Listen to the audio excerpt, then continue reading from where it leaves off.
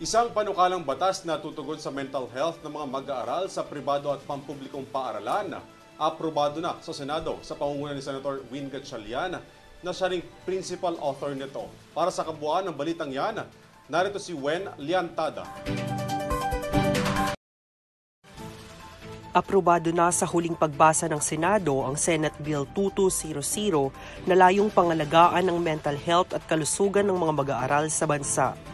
Sa ilalim ng naturang panukalang batas, gagawing institutionalize ang pagsusulong ng mental health at well-being sa basic education sa pamamagitan ng school-based mental health program.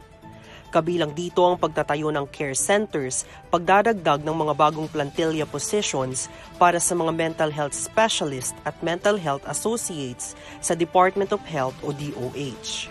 Tatawagin ang nasabing panukala na Basic Education Mental Health and Well-Being Promotion Act. Naniniwala si Gatchalian na malaking tulong ito upang matugunan ang mga problema patungkol sa mental health ng mga estudyante. Sa pamamagitan ng mahalagang school-based mental health services, kasama na ang screening, evaluation, assessment at monitoring at pagbibigay ng mental health first aid. Para sa EuroTV News, Wen Liantada, sumasaludo sa bawat Pilipino.